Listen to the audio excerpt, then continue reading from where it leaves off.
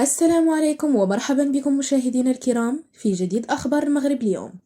وهذا أبرز عنوانها: خبر مفاجئ وصادم للمغاربة اليوم، وفاة سائحين أجنبيين في ظروف غامضة بمدينة مغربية. لكن قبل ما نبداو ما تنسوش تدعمونا بالاشتراك في القناة وتديروا لايك للفيديو وتفعلوا الجرس باش يوصلكم دائما جديد أخبار المغرب اليوم. إلى التفاصيل: لقي طفلين يحملان الجنسية الفرنسية مصرعهما في الساعات الأولى صباح اليوم الاثنين 28 من نوفمبر الجاري إثر تسمم غذائي بأحد الفنادق بمراكش. وأفادت مصادر محلية أن أحد الفنادق المصنفة بمنطقة الحي الشتوي بذات المدينة المذكورة شهد وفاة طفلين أجنبيين من أسرة واحدة، ونقل سائحين اثنين آخرين يرجح تعرضهما لتسمم غذائي نحو المستعجلات.